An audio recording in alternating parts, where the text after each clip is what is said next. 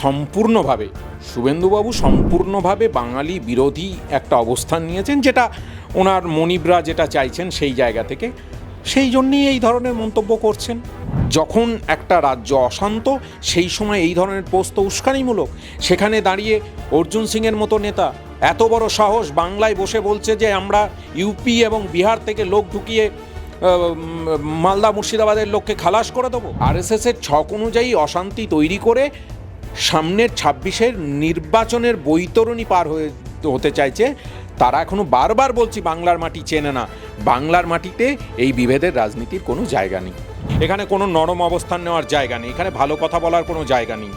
যারা মৌলবাদী, সেটা হিন্দু হোক বা মুসলিম, তারা মৌলবাদীই হয়, তারা সমাজের পক্ষে বিপজ্জনক। আমি শহর নাগরিকদের প্রতিও আবেদন জানাই যে এই পরিস্থিতিতে সকলে মিলে সংযত আচরণ করুন এবং আমরা দিনের শেষে এই বাংলা, আমাদের মায়ের ইজ্জত রক্ষা করার দায়িত্ব হচ্ছে আমাদের। বাংলার মাটি অন্য মাটি, এই বাংলার মাটি প্রগতিশীলতার মাটি, এই বাংলার মাটি নবজাগরণের মাটি, এই বাংলার মাটি বিপ্লবীদের মাটি, স্বাধীনতা সংগ্রামীদের মাটি। যে কারণে ভারতবর্ষের স্বাধীনতা সংগ্রামে সব থেকে বেশি যে জাতির প্রাণ গেছে তারা হচ্ছেন বাঙালি। তার কারণ এগুলো দু একদিনের মধ্যেই সমস্ত জায়গায় নর্মালসি ফিরে আসবে। বাংলার মানুষ বাংলার উন্নয়নের পক্ষে, বাংলাকে এগিয়ে নিয়ে যাওয়ার পক্ষে, বাংলার সমাজকে একত্রিত রাখার পক্ষেই বাংলার মানুষ রায় দেবে। প্রতিবাদ করতে পারে, আন্দোলন করতে পারে, স্লোগান দিতে পারে, সেটা হচ্ছে গণতান্ত্রিক পরিসর। কিন্তু বিষয়টা হচ্ছে তাদের মধ্যে কেউ যদি আইন নিজের হাতে তুলে নেওয়ার চেষ্টা করে বা হিংসার আশ্রয় নেয়, তাহলে তাদেরকে ছাড়া হবে না।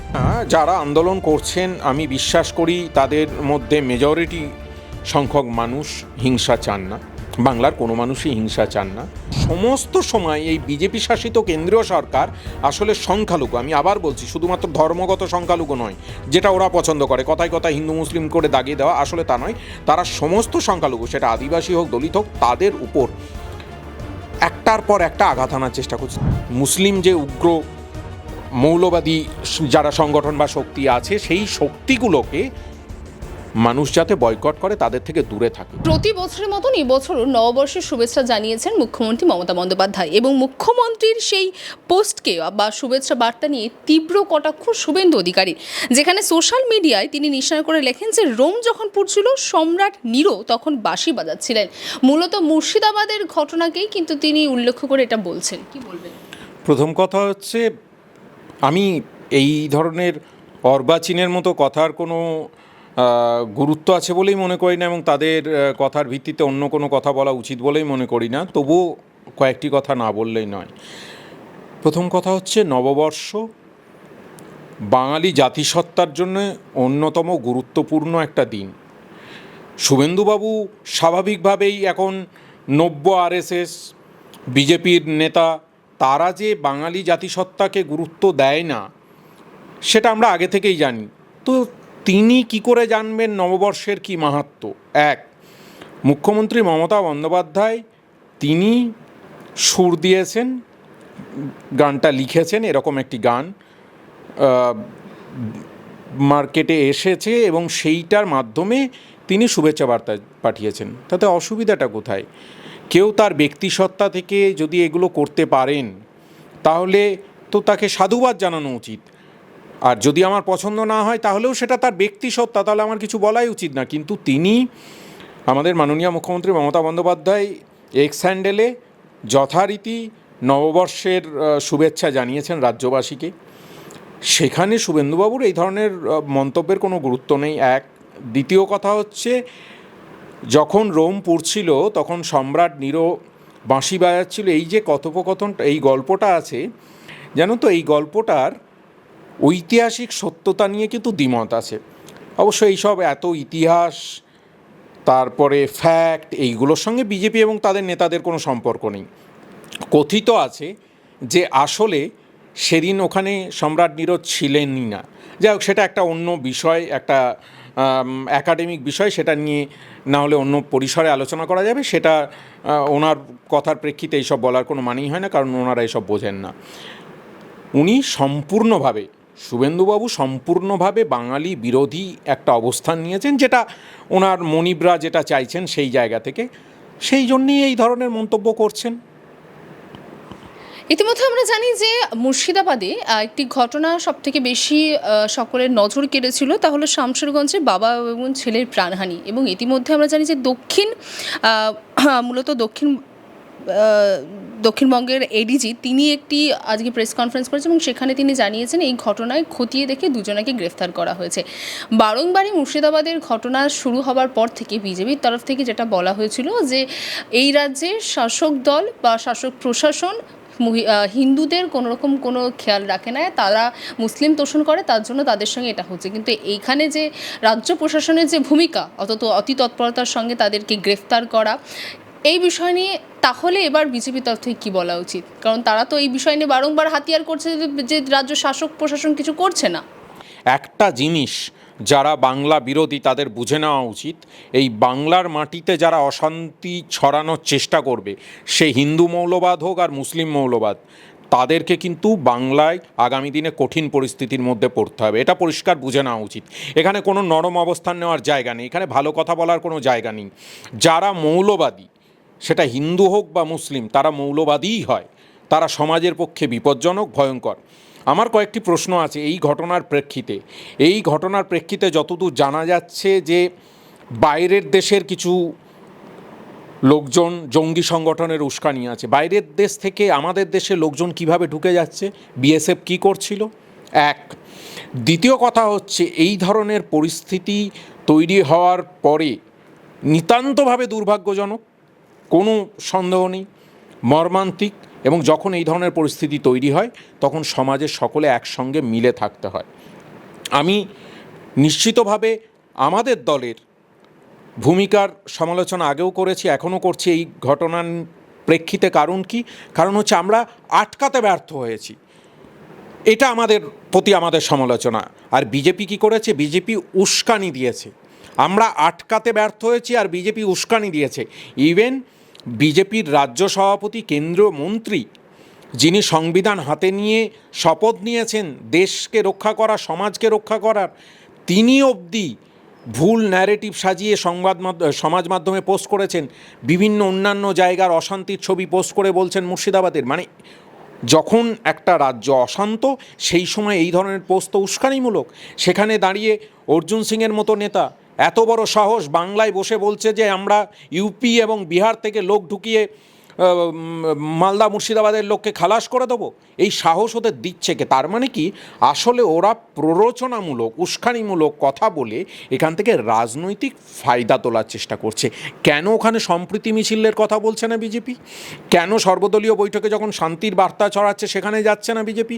কেন বিজেপির কেন্দ্রীয় নেতৃত্ব থেকে রাজ্য নেতৃত্ব ক্রমাগত উস্কানি দিয়ে যাচ্ছে এই ঘটনাকে কেন্দ্র করে? একটা ঘটনা ঘটেছে অবাঞ্ছিত, দুঃখজনক, এবং এটাও দায়িত্বহীন ভাষায় বলা প্রয়োজন।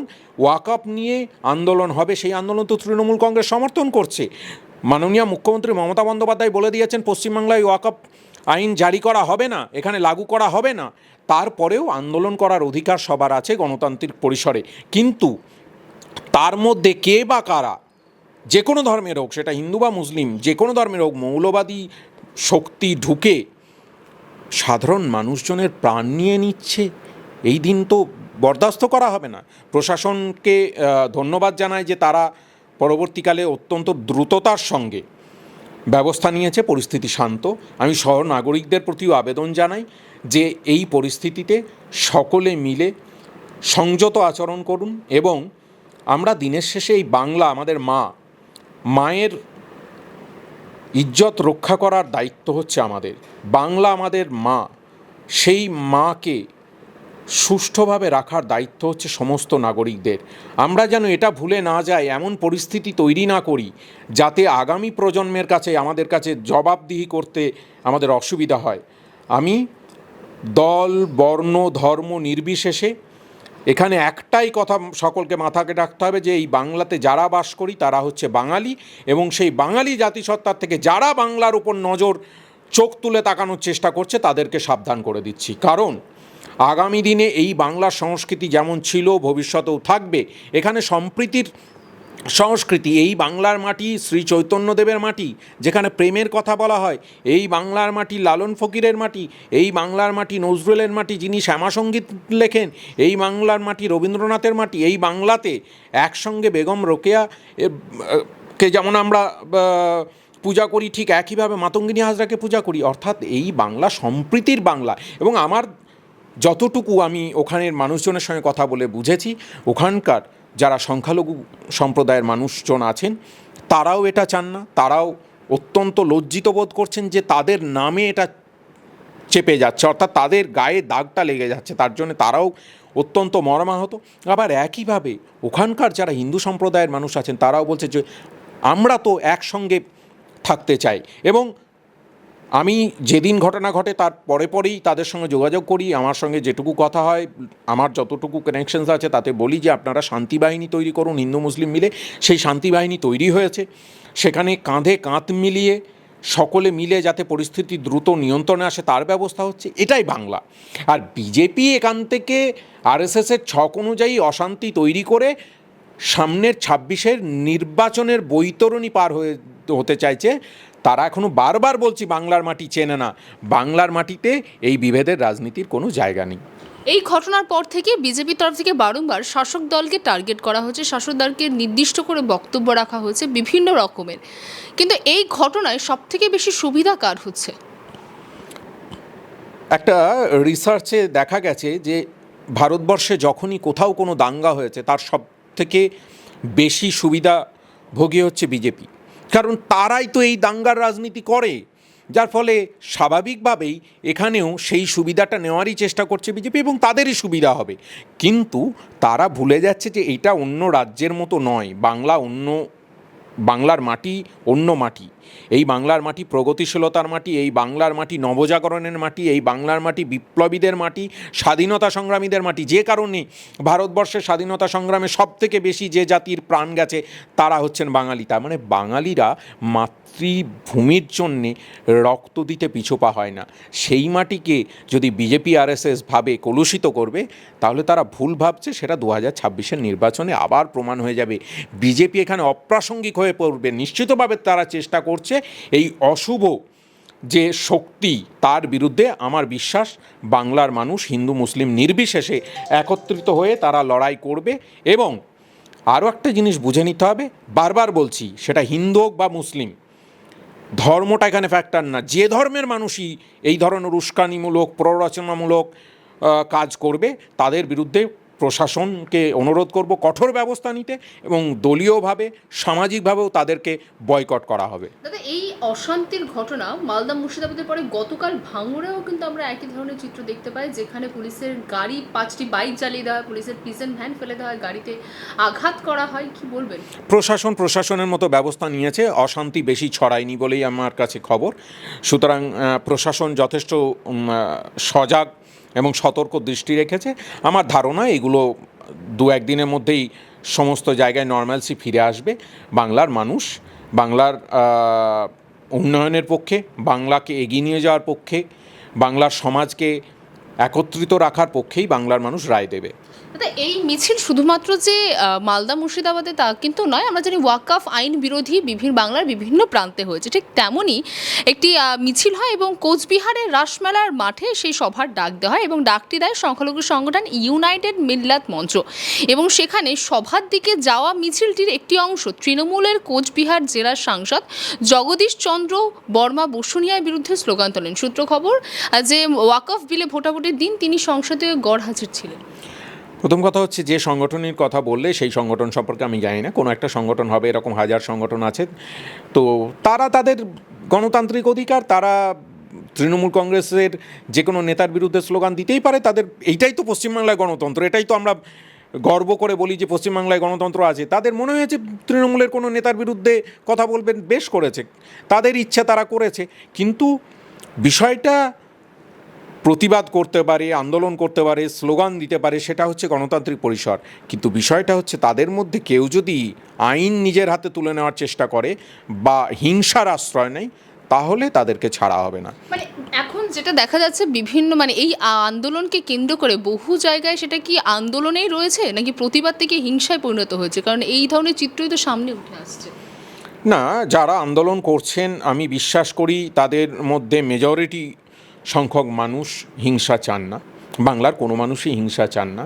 ওই যে বললাম বাইরে থেকে কিছু লোকজন এসে উস্কানি দিচ্ছে, এখানেও একটি দল তাদের সঙ্গে যোগসূত্র তৈরি করে বাংলাকে অশান্ত করার চেষ্টা করছে। সুতরাং এগুলো সমস্তটাই প্ল্যান মাফিক তারা করার চেষ্টা করছে। তবে সাধারণ যারা মানুষ তারা মানে সাধারণ যারা সংখ্যালঘু মানুষ তারা ওয়াকফ নিয়ে ক্ষুব্ধ হতেই পারে, কারণ ওয়াকফ আইন আসলে ভারতের সাংবিধানিক যে পরিকাঠামো তার উপর কুঠারাঘাত। সংখ্যালঘুদের একটা রাষ্ট্রে, আমি বহুবার বলেছি, একটা রাষ্ট্রে সংখ্যালঘু কেমন থাকে তার উপর দাঁড়িয়ে ঠিক হয় সেই রাষ্ট্রটা কেমন চলছে। আমি বলিনি, চাণক্য বলেছেন। সংখ্যালঘু মানে কিন্তু শুধুমাত্র মুসলিমের কথা বলছি না, সংখ্যালঘু মানে যে কোনোভাবেই সংখ্যালঘু, সেটা লিঙ্গগত সংখ্যালঘু হতে পারে, শিক্ষাগত সংখ্যালঘু হতে পারে, জাতিগত সংখ্যালঘু হতে পারে, ধর্মগত সংখ্যালঘু হতে পারে, অর্থনৈতিকগত সংখ্যালঘু হতে পারে। তাদেরকে দেখার দায়িত্ব হচ্ছে রাষ্ট্রের, এবং সেইভাবেই আমাদের সংবিধান তৈরি হয়েছে। এবং গতকালই বাবা সাহেব আম্বেদকরের জন্মজয়ন্তী ছিল, তিনি সংবিধান ড্রাফটিং কমিটির চেয়ারম্যান ছিলেন, এবং সেইভাবেই সংবিধান আমাদের কিন্তু তৈরি হয়েছে। মুশকিলটা হচ্ছে সেই সংবিধানের যে সংখ্যালঘুদের উপর সংখ্যালঘুরা যদি আস্থা হারিয়ে ফেলে, এমন বিল আনার প্রয়োজনীয়তাটা কি? কিছুদিন পরপরই তারা এরকম বিল আনছে, কখনো সিএ বিল, কখনো এনআরসি বিল, কখনো সংখ্যালঘু বিল, কখনো কৃষক বিরোধী বিল। অর্থাৎ সমস্ত সময় এই বিজেপি শাসিত কেন্দ্রীয় সরকার আসলে সংখ্যালঘু, আমি আবার বলছি, শুধুমাত্র ধর্মগত সংখ্যালঘু নয় যেটা ওরা পছন্দ করে, কথায় কথায় হিন্দু মুসলিম করে দাগিয়ে দেওয়া, আসলে তা নয়। তারা সমস্ত সংখ্যালঘু, সেটা আদিবাসী হোক দলিত হোক, তাদের উপর একটার পর একটা আঘাত আনার চেষ্টা করছে। তার বিরুদ্ধে তো আন্দোলন হওয়াই উচিত, প্রতিবাদ হওয়াই উচিত, নিশ্চয়ই প্রতিবাদ হবে। ওয়াকফ আইন লাগু হওয়ার বিরুদ্ধে প্রতিবাদ হবে, কিন্তু সেই প্রতিবাদ গণতান্ত্রিক পদ্ধতিতে। কলকাতায় নওশাদ সিদ্দিকী তিনি এই আইনের বিরুদ্ধে প্রতিবাদ করেছেন এবং সেখানে তৃণমূল কংগ্রেস এবং বিজেপিকে একই সুরে তিনি তাদের কটাক্ষ করেছেন। সেটা ওনার রাজনৈতিক ভাষ্য, উনি বলতেই পারেন। সেটা আবার বললাম, গণতন্ত্রে যার যা বলার ইচ্ছে তিনি বলবেন, কিন্তু সেই বলা বা তাদের কার্যকলাপ যেন সমাজে হিংসার জন্ম না দেয়, সমাজের আমাদের যে একতা সেটাকে ভাঙার চেষ্টা না করে। আমার বারবার এইটুকুই বলা, শুধুমাত্র বাংলার ক্ষেত্রে আমি একটা কথাই বলবো, বাঙালি জাতিসত্তাকে জাগিয়ে তুলুন, মাথায় রাখবেন বাংলায় যারা বসবাস করেন তারা বাঙালি, এবং আগামী প্রজন্মকে জবাব যাতে না দিতে হয় তার জন্য এমন কোনো কাজ আমাদের করা উচিত নয় যাতে আমাদের মাথা ঝুঁকে যায় আগামী প্রজন্মের কাছে। সেই জন্যেই বলবো বিজেপি, আরএসএস এবং মুসলিম যে উগ্র মৌলবাদী যারা সংগঠন বা শক্তি আছে, সেই শক্তিগুলোকে মানুষ যাতে বয়কট করে, তাদের থেকে দূরে থাকে। এই যারা মৌলবাদী হয় তাদের মধ্যে না হিন্দু মুসলিম কিছু হয় না, মৌলবাদীরা মৌলবাদী হয়। সুতরাং হিন্দু মৌলবাদী বা মুসলিম মৌলবাদী দুটোই সমাজের পক্ষে ক্ষতিকারক, মানব সভ্যতার পক্ষে ক্ষতিকারক, দুটোর থেকেই দূরে থাকা প্রয়োজন। বাংলা হাটের আরো খবর দেখতে নজর রাখুন। বাংলা খবর মানেই বাংলা হাট।